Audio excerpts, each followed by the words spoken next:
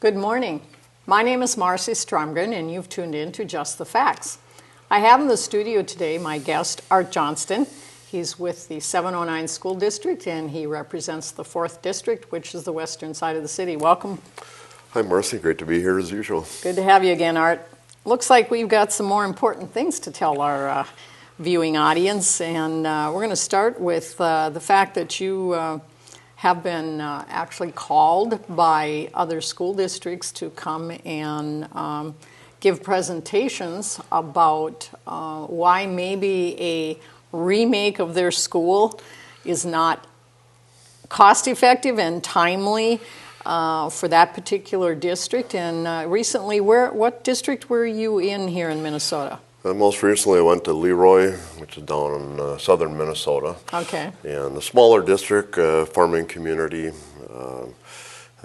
probably about 400 kids, K-12 school. It's a combined district between a couple neighboring towns. Big farming community. And so that's the latest one. I've actually had quite a few calls ever since this Duluth became famous and when I became famous. There's been lots of people calling up, school board members want to know, school or community members that aren't school board members. Well, you know, everybody's heard about Duluth, and so I get quite a few calls from people asking, well, what can we do? What happens when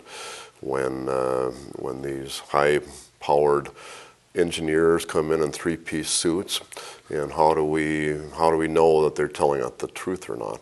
And I'm saying that I am a professional engineer, so I can criticize my own industry, and I see these people coming in, and of course in Leroy they happen to send me the documents that were generated by this one engineering firm. And so I looked it over really quick, and yeah, there are all kinds of problems with it. As an engineer, of course, I'm not a mechanical engineer, I'm a civil engineer, but yet I do a lot of mechanical work, have in my previous job working for the federal government, a lot of contract administration, and do a lot of energy analysis and indoor air quality issues I've always done. So yeah, you get these things and people get buffaloed with a bunch of fancy colors, a bunch of fancy graphs, and pictures of children, of course, and terminology that they don't understand. And yeah, they all throw out indoor air quality. That's a big thing, is indoor air quality. And before we go actually talk about specifically, I just want to say too, the Minnesota School Board Association has had their annual convention down in Minneapolis this last week, and I always go to that. I think I missed 1 year since the 8 years that I've been on the board, and you can see why there's so much confusion. MSBA's partners are their big partner is the Minnesota Association of School Administrators, which represents superintendents. Also, if you go on their website, you can hardly find anything because it's covered with ads and logos from places like Johnston Controls, Ehlers Financial Services. That's just a few ones. There's many engineering firms. You got construction firms.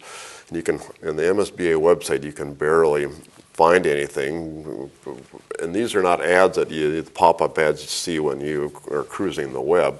These are things that are part of their website, and these are their partners. They brag about that, and of course down at the convention, of course we have, this is not unusual to have exhibit halls, but it was interesting. Harry Welty, another school board member, and I, Johnson Controls stuff is just plastered everywhere. I mean, you can't walk in there without being barraged by Johnson Controls and Rupp Anderson, an attorney firm, that ones that were very infamous in our district. And these companies are just all over, and I think it's really inappropriate. Personally, that MSBA is so much in bed with these companies.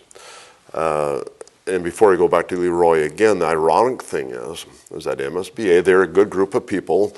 They're good. I mean, they talk a lot about education and stuff too. But they don't know anything and do not even pretend. They don't even have any staff that have anything to do with buildings. But yet you go down to their annual convention, it's all about buildings. They're advocating buildings, building construction, engineers, architects, financial people. Why are the financial people? Because when you put out bonds, which most people do except for Duluth, it takes a lot of money to do this. It takes a lot of millions and millions of dollars getting bonding, a lot of people. So they advocate this, even though the MSBA has virtually zero expertise on building. So they literally are pushing people toward these firms with no ability to give any oversight. And again, I'm critical of MSBA in this, but they do a lot of good things, but they do not give any help to local school districts when it comes to buildings. They're the first one to admit that. But I find it ironic, though, that they have no bones at all to advocate for architect and engineer firms, and no ability to tell school boards how can you see through the fluff and get down to what do we really need. And so anyway, we can talk about that later too. But anyway, I just wanted to say this is a big thing. So anyway, when I went down to Leroy, that's how I can just interject something here. I know that you and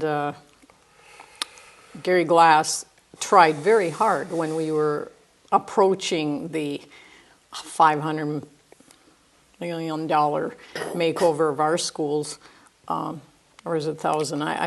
Yeah, 500 million. 500 million. $500 million. $500 million. Right.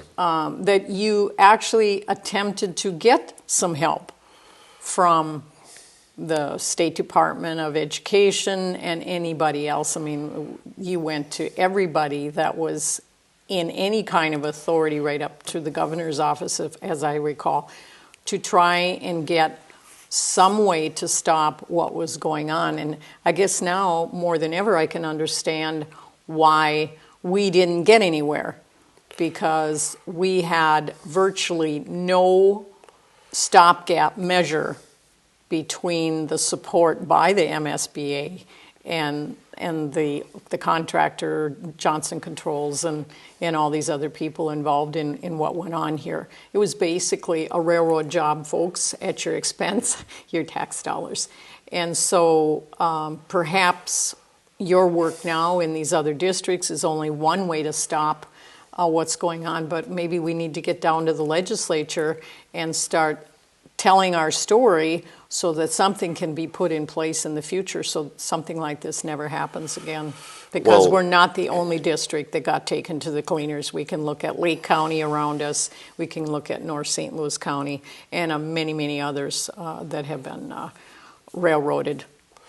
Well, going back a long time now, 8 years now, I got elected to the school board to try to do something about the red plan. This $500 million, actually 320. If you count the interest, it's actually 500 million.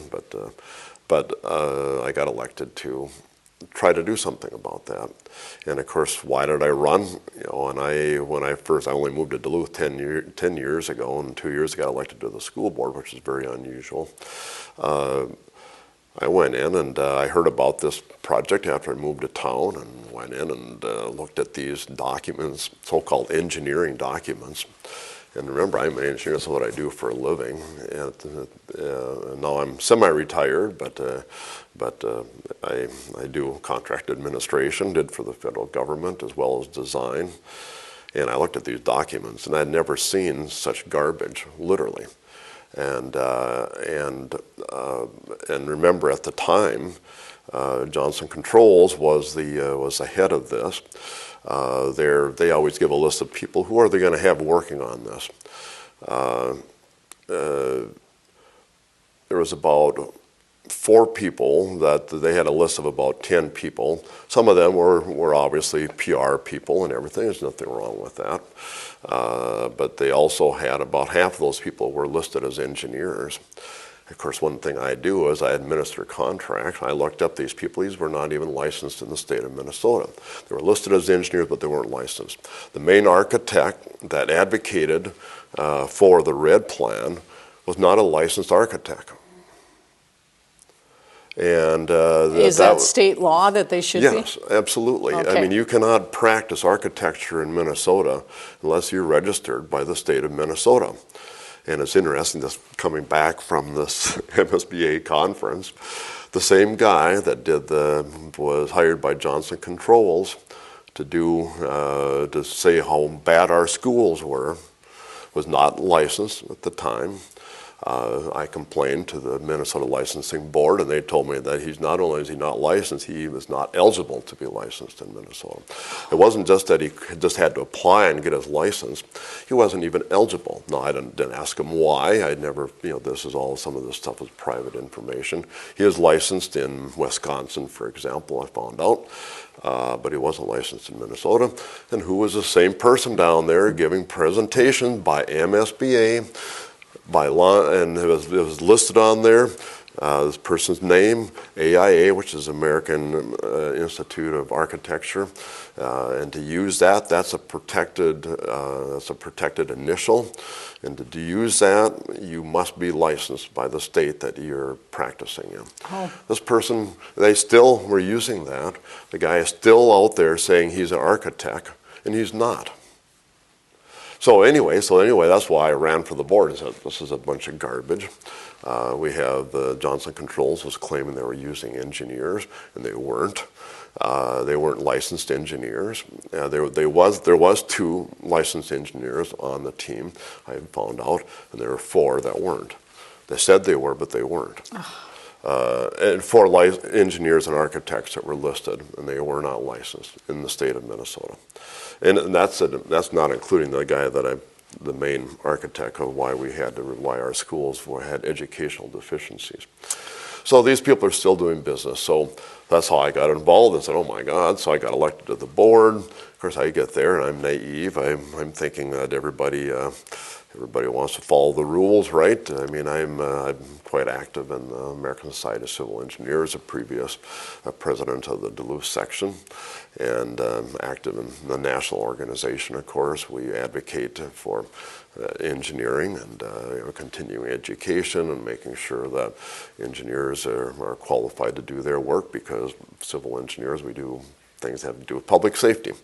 You don't need a bad rap because Right. you're not doing it right. Yeah. Well, So let's when go I to, seen these people, it was just it's like, and I wasn't able to. I went to MDE. I went to the Attorney General. I went to the Licensing Board. Nobody gave any help at all. Nobody. And consequently, of course, what happened we were not able to make the red plan more acceptable. And remember, there was no vote either. They found a way. They knew nobody was going to support us. They did it without a vote. We got when it comes down to money, some people say, oh, there's a difference. Those are 2 different pots of money. No, they're not. It all comes out of the taxpayers' pocketbook. And even more important in Duluth, so far half the money has been paid out of the general fund. which is taking away from education. Absolutely. Well, let's go to the issue of directly. Leroy right now, Okay, so sure. we've got time to discuss that fully. So they got in touch with you, and you went down there and made a presentation. Sure. So would you tell us about the presentation that you made to help inform them, and then the results of the referendum that failed? Sure. Well, first, a little bit of the background on that. Leroy is a rural community, and about 400 kids. The superintendent was advocating that they wanted to, I don't remember what their building project was. They had to redo all their HVAC systems, and they were going to add another school or something. I don't know. I mean, this is a rural community that is not growing. It's stable, but not growing. And HVAC means? Heating, ventilation, air conditioning, Okay. which is your heating systems and your ventilation systems in your building. They're expensive now. It has to do with indoor air quality and keeping your house pleasant. and comfortable. Important, of course. Anyway, they were advocating to have a $16 million building project. Now, this is a school that's about 5% the size of Duluth.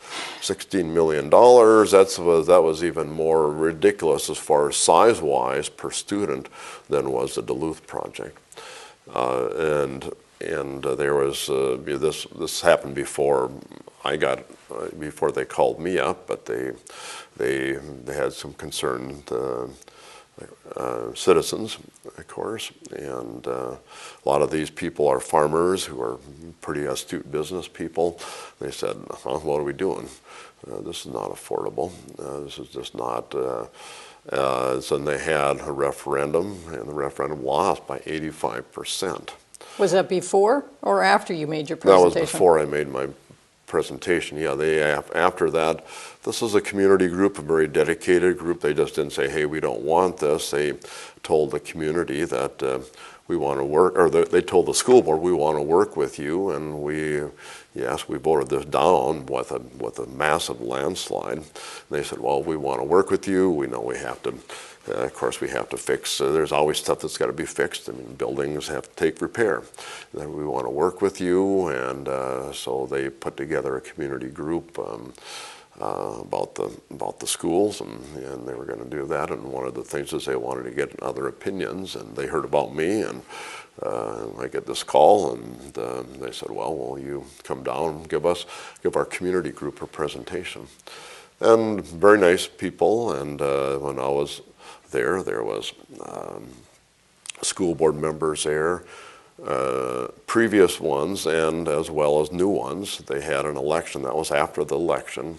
They got 3 new school board members elected. They were worried about they're still in a minority, but they did get 3 new people in as a board. It's a strong minority. And they were there, plus lots of community. I know there was a local lawyer was there, and teachers were there, and I'm guessing there was probably, 50 people there, something like that, and just the presentation in the auditorium, and went real well. And of course, what I told them, I said I was honored to come down when somebody asked me to come down, as they were trying to make alternatives. That's what they were trying to do, and now, the $16 million project, this was being advocated by a group. Obviously, a preliminary study had been done, and quite a lot of work had been done. And so they had all these reports. It's like the red plan. They had a pile of reports this high. So again, I just went through those and very easily went through them, critiqued them, and saying, hey, this is a deficiency, this is a deficiency, this is good, but hey, where's the documentation for this? And they paid this engineering firm. Apparently, the engineering firm is now claiming that the school district owes them $1.6 million for virtually doing nothing other than making a bunch of fancy documents. Now I'm not sure. I think they've already paid them.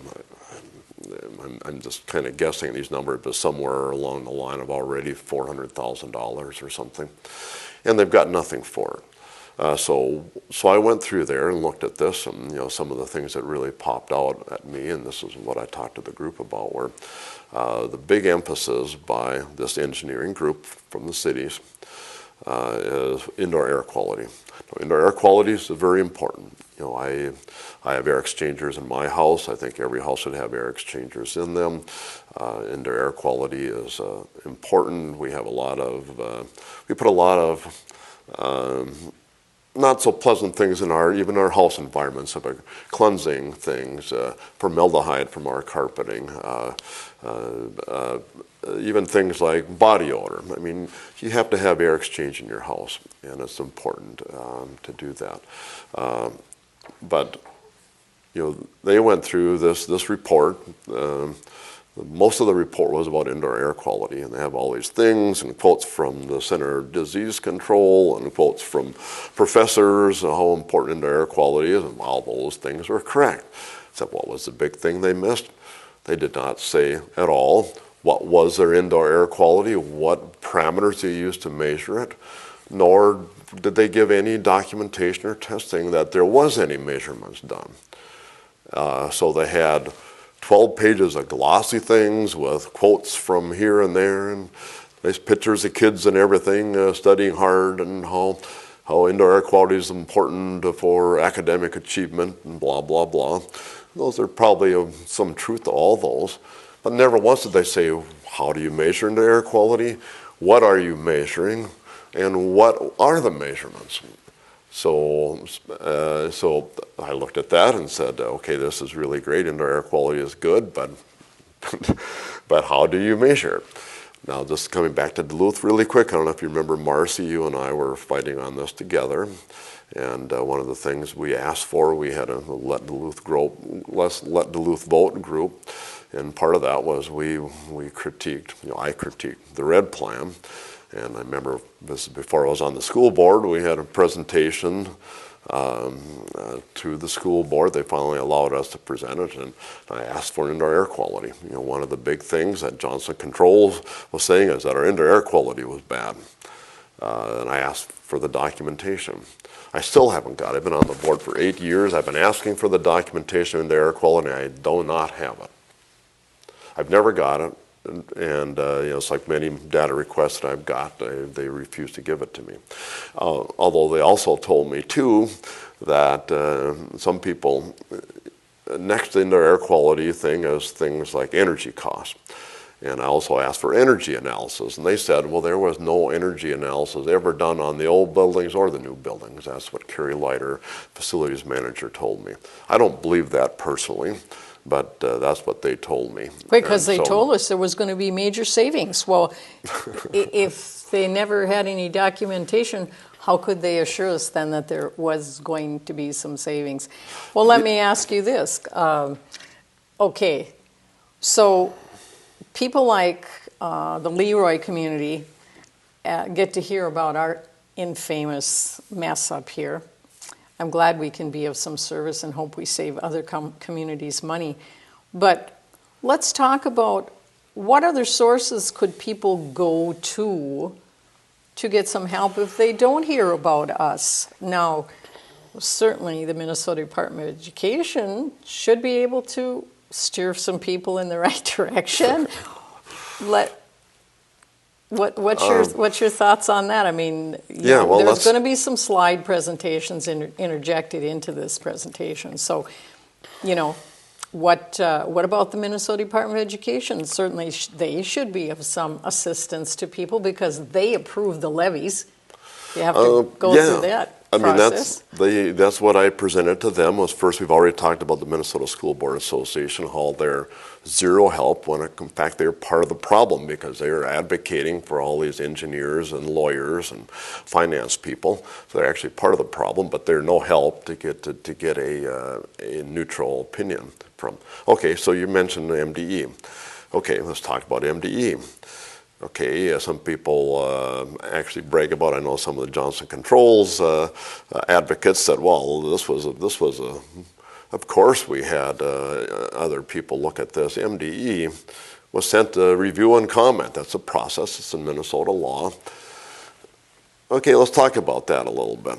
Okay, review and comment. It is required. I think there's 15 requirements now. There's things like noise levels. There's a thing on indoor air quality on that. You have to have signed by a licensed mechanical engineer. And there's things like pollen, how much your air filtering, are you filtering out pollen and things like that.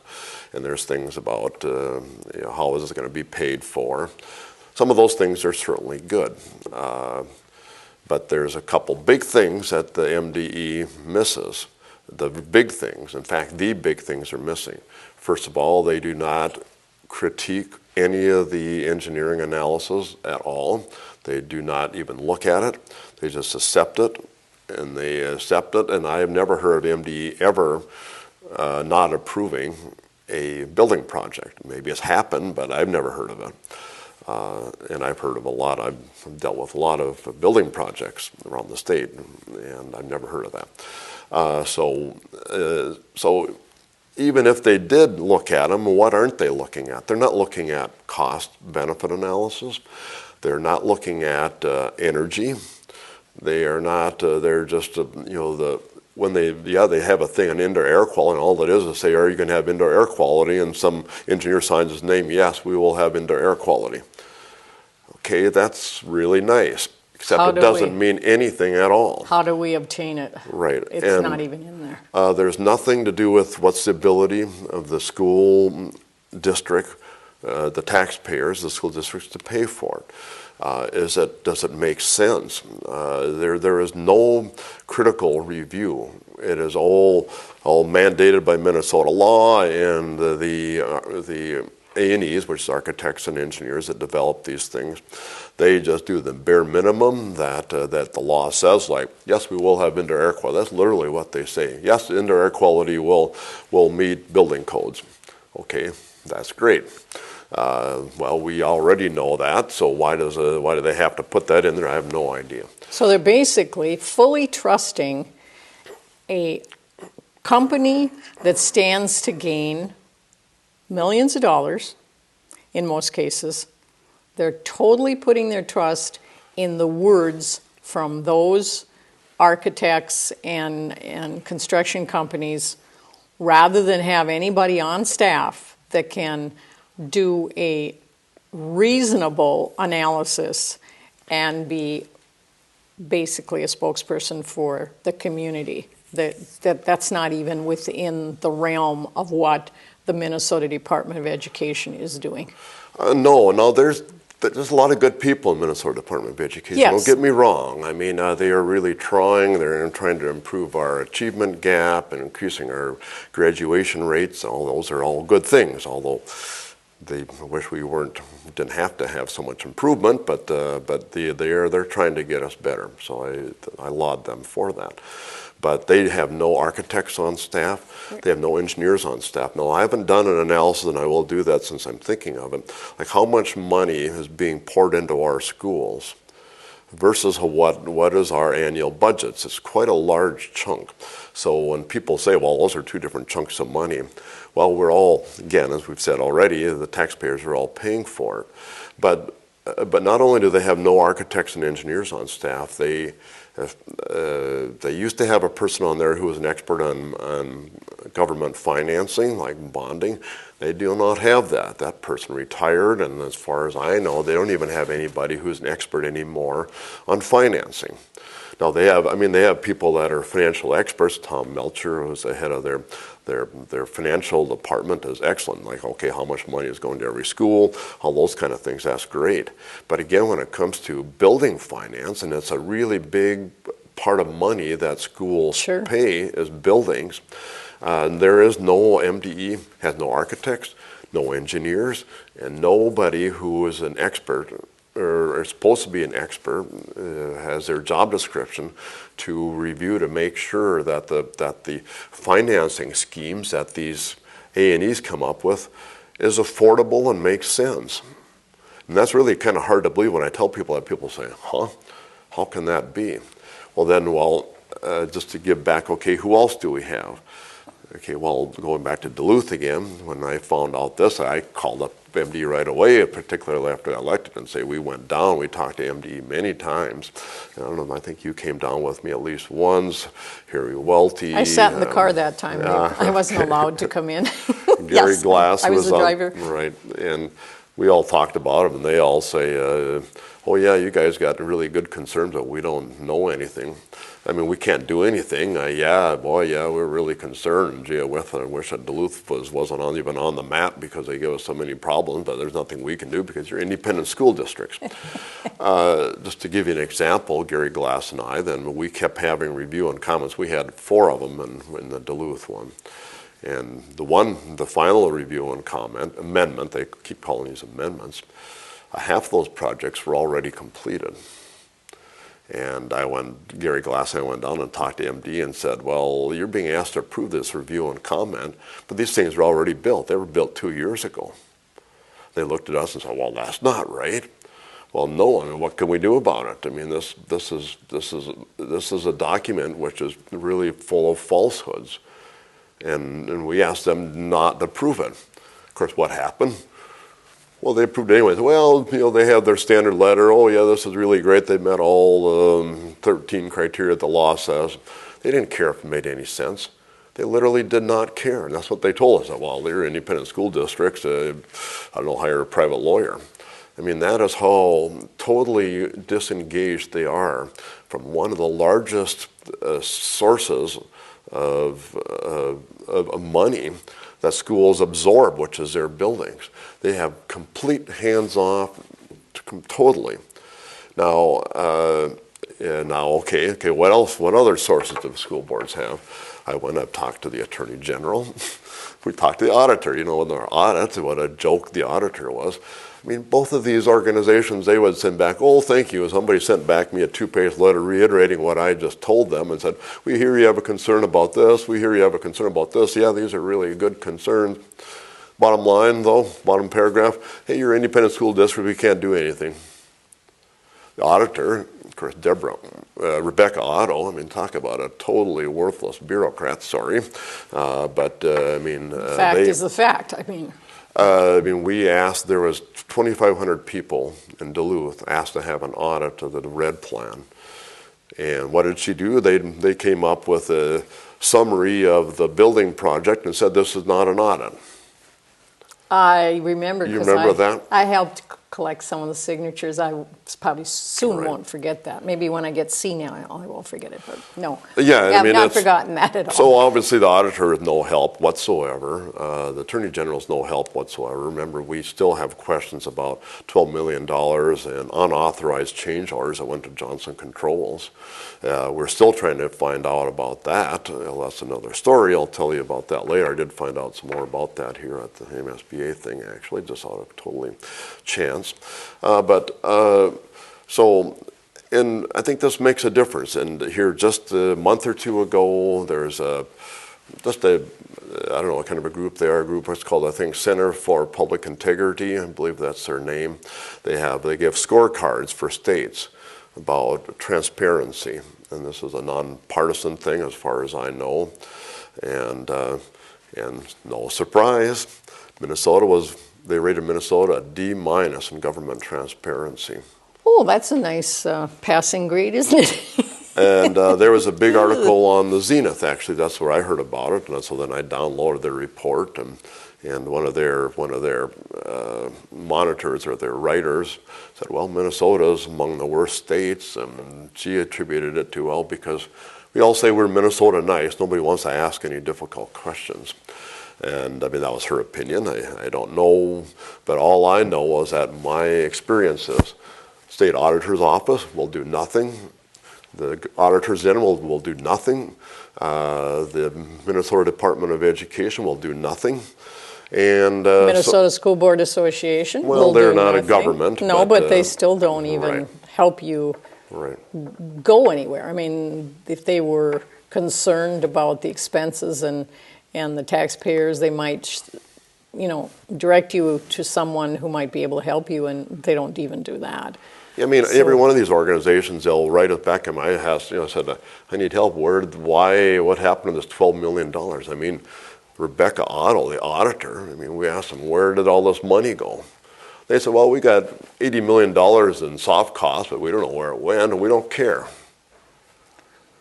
Okay, well, that was great. Thank you, Auditor Otto, for doing a totally, what are they even there for? Well, they're there for when citizens have complaints, they want to make sure government works. I've been a government employee most of my life. I think government is important, but there should be some accountability. And I think I've told you before, I worked for the federal government. If any of these things would have happened in the federal government, there would have people that would have lost their job. There would have been a lot of people that lost their job. Just because the federal government, we all complain about the federal government, but I'll take the federal government any day over the state of Minnesota by its order of magnitude.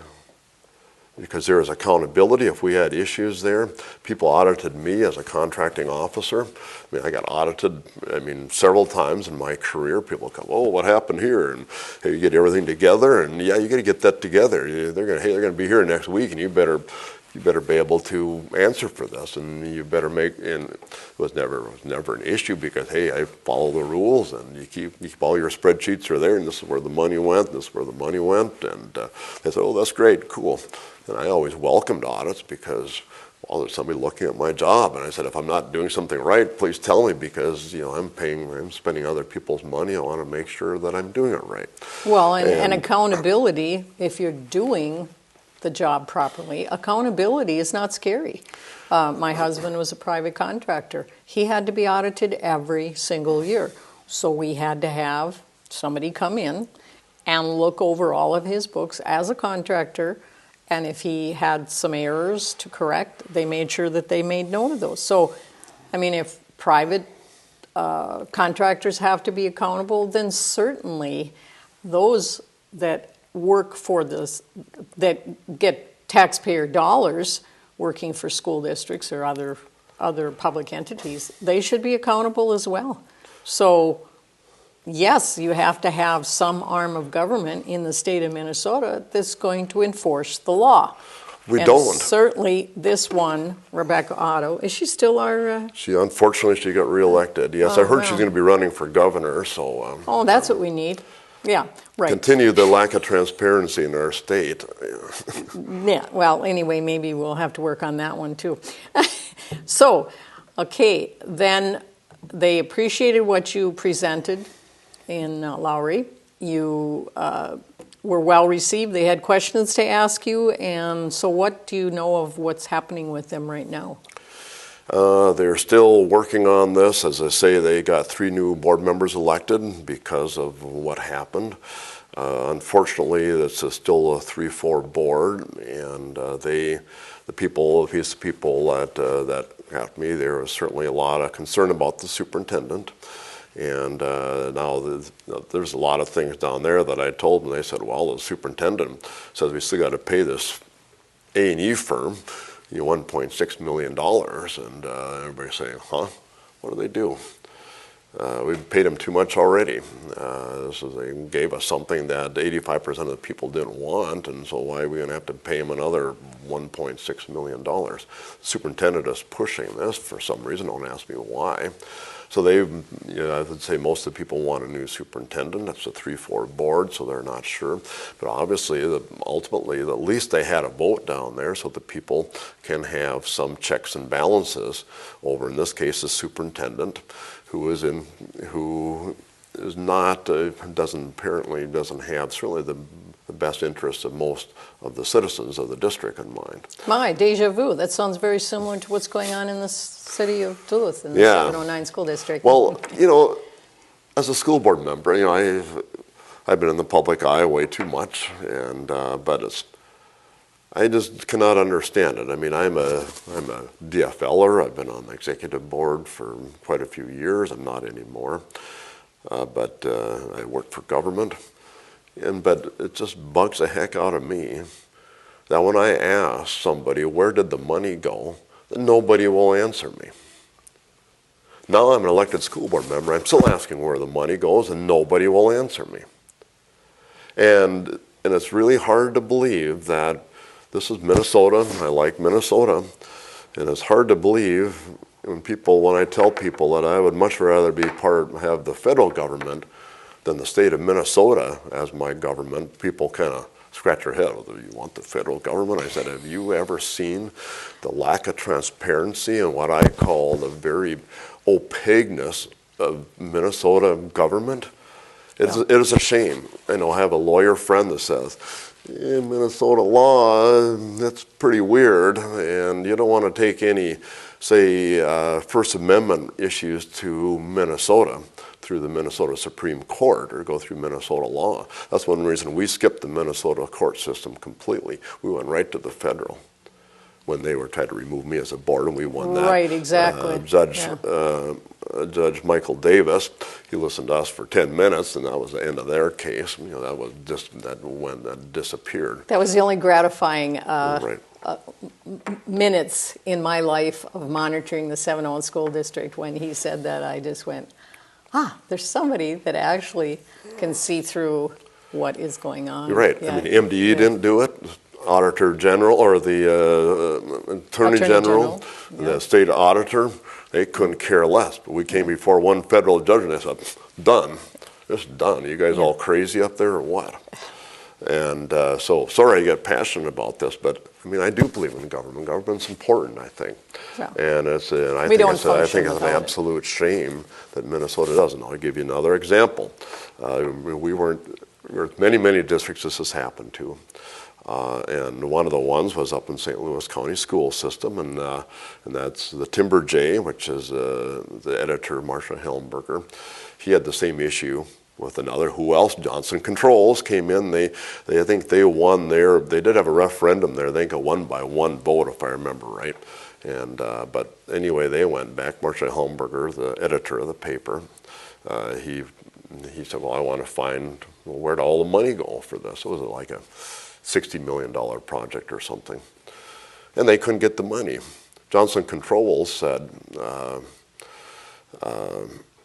well, we don't have to give you any of this data because we're not a public company.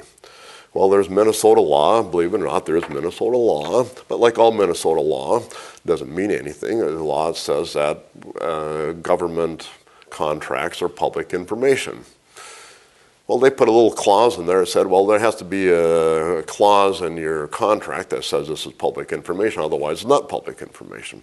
Well, Johnston Controls. Their attorneys. Their attorney now, and I forget, used to be the head federal prosecutor, he got hired by Johnston Controls, Lillifant. He's now he got appointed by Dayton to the Minnesota Supreme Court. And anyway, they fought that in the Supreme Court. The Supreme Court said, oh, I guess there's a loophole here, and Johnston Controls doesn't have to give out any of what happened to all that money because they didn't have a little clause in there. No accountability. No accountability. Well, now, the same thing happened to Duluth. We didn't have the clause either. Same thing happened to Two Harbors. Yeah, exactly. And Johnston Controls got away with murder. And now their head lawyer got appointed. There is a good end of this story. Is Marcia Helmberger, award-winning journalist.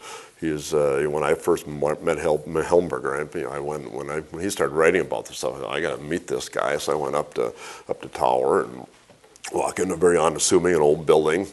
100-year-old building probably, half fallen down like most buildings are in small towns. And I walk in there and the whole room is filled of trophies and awards and stuff. And I thought, well, this is pretty cool, all kinds of awards. I didn't know you were such a famous guy. Remember, this is just a little town paper. It's not a big paper. It's probably got a circulation of 1,000 people or something, I don't know. And he said, no, it's not a big deal. And I said, well, I think it is. And he said, no, because I'm the only one doing investigative journalism in the state of Minnesota. Of course, we can see the Duluth News Tribune. They do zero investigative journalism on anything. And obviously, it's a case in point. They're good at character assassination. Yeah. But as a result of that, Helmberger got he's probably a little more charismatic than we are. He has a little more effect. And he got the attorney from the Minnesota Newspaper Association advocating for him. And they ended up getting a law passed 2 years ago in the Minnesota legislature. I think it was the only law that's ever been passed unanimously by the state of Minnesota, which is hopefully is a good sign. That said, that all public contracts are public information, period. They took out the loopholes that Johnston Controls used.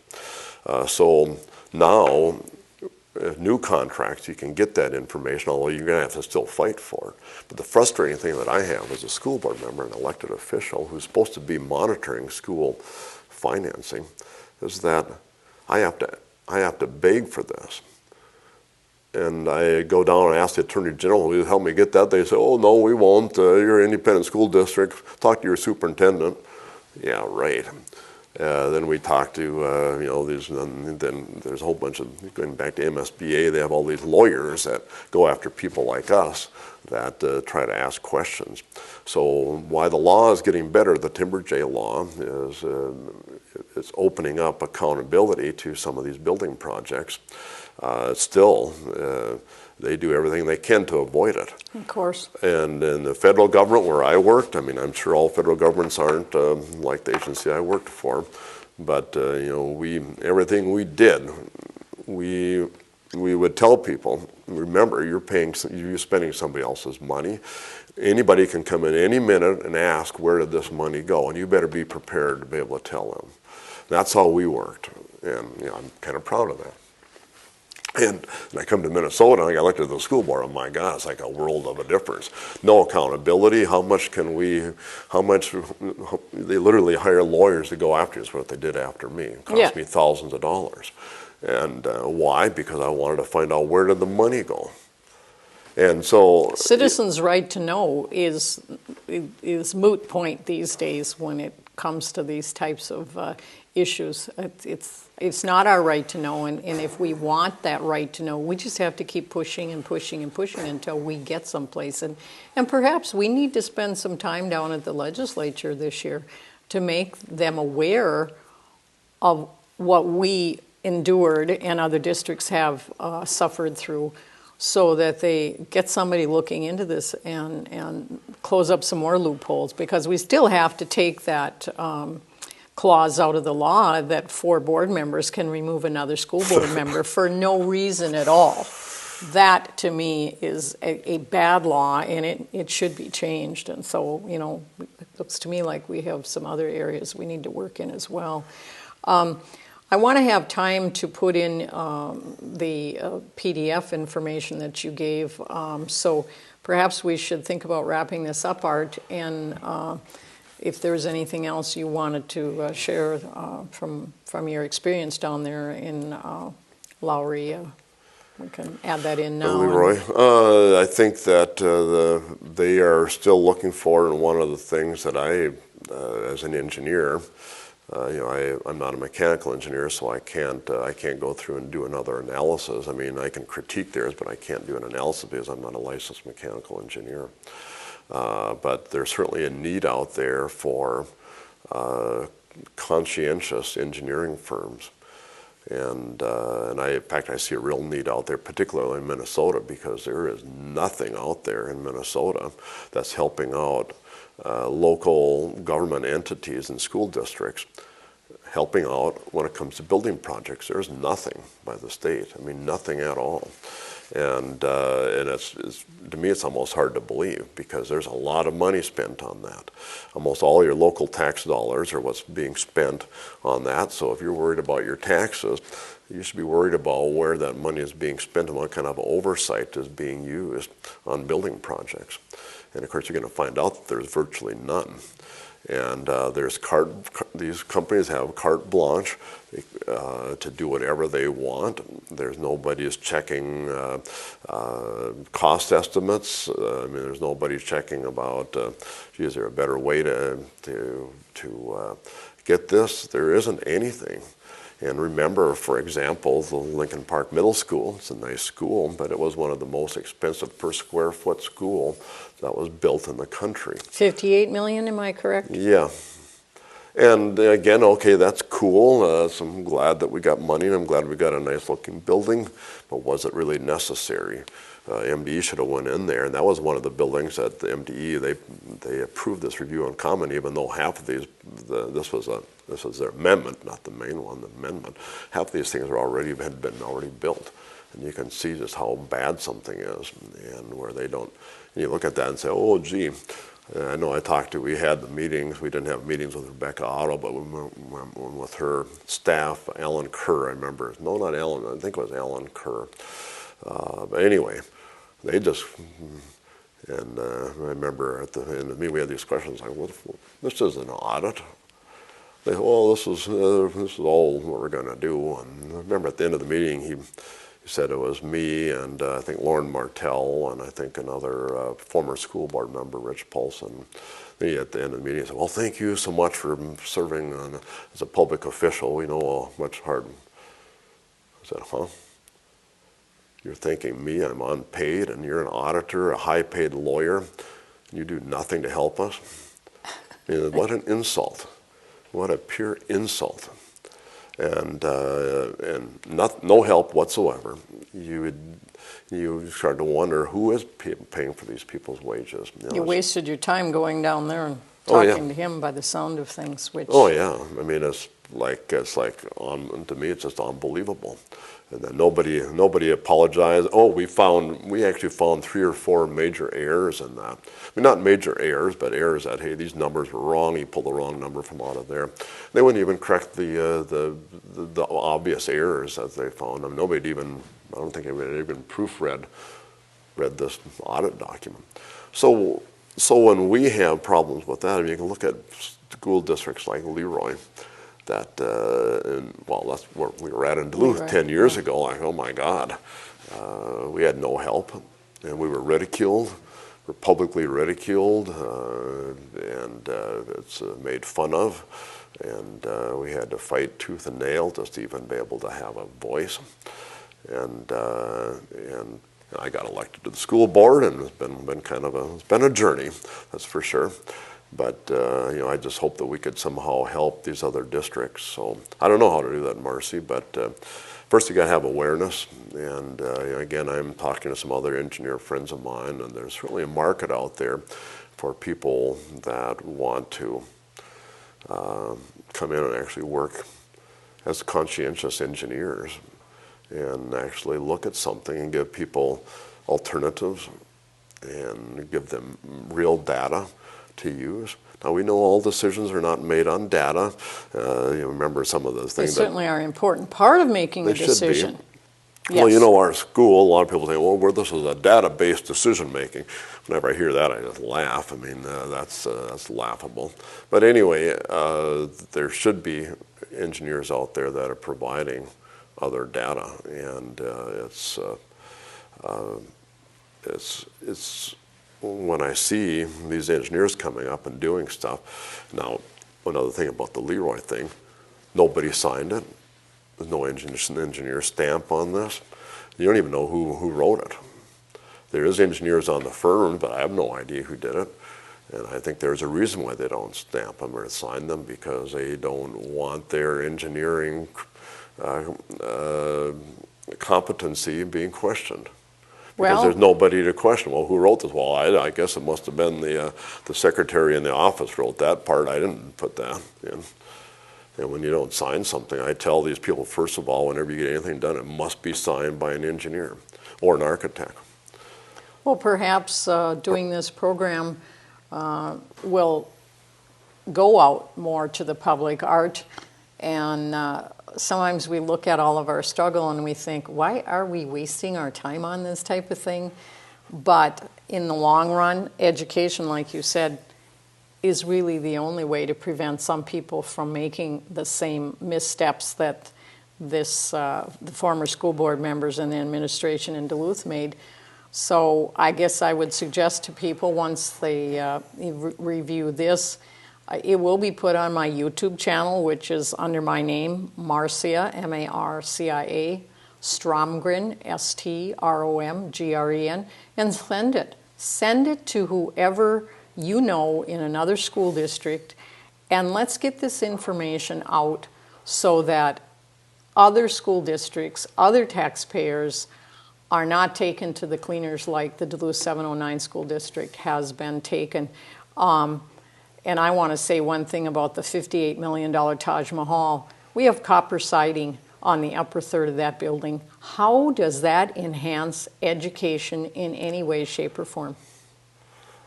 What does the outside of the building aesthetically, and I remember the people that were pushing for all the aesthetics that we put into our buildings, how it's so important. It wasn't important in my day. I had a building that I learned from. We used to open the windows. Perhaps you did when you went to school too. And that improved the air quality immensely because of all that body odor that was there. But we didn't die because we didn't have HVAC systems and all that kind of stuff. And if we were cold, we put on another sweater, whatever. I think we put too much emphasis on the wrong things. And when I see the kids coming out of my old alma mater, Denfeld, with maybe 5th grade math and reading skills, I get angry, and you should too as taxpayers, because these buildings have not improved the education in Duluth one iota. Would you agree with that? Yeah, I mean, you're absolutely right. I'm an engineer. I like buildings. Give me a pile driver, I'm in seventh heaven, like a lot of engineers. But going back to, this other building you mentioned, why did we have copper siding on? I mean, there was so much money spent on that with no cost accountability. They didn't know how to spend all the money. They really didn't. I mean, it was so high cost per square foot. I mean, I know people made a whole lot of profit off of that, obviously, but even on that, they had to show something for it, and they had a hard time spending that money because there was no cost accountability. Nobody even looked at the cost. They just came up with a number. Oh wow, look at that! We can spend $58 million. Wow, how are we going to spend that? Oh boy, let's put copper siding, and well, let's put in all kinds of fancy architecture and all kinds of fancy things on the wall, and all that's all cool. But I wish somebody would have told us that, hey, we're going to build a Taj Mahal. That would have been fair. And did the people want that? Well, no, we didn't even have a choice on it. And that's why there is votes on things. So people say, this is not acceptable. It's too expensive. We got to pare it back. And that never happened. We didn't get the choice. And we had no help from any state agency on that. And that's why we got one of the most expensive schools per square foot built in the country. Well, at that, I want to thank Art again for coming in today, and thank you for viewing. Please, like I say, check out my YouTube channel. Once you see this on PAC TV, you can see it again and again and send it on to other people. And just thank you for all the heartache and the anguish that you have been putting up with for 8 years, and for being one of our really good school board members. Thanks, Art. Anytime. See ya. Have a good day now. Bye.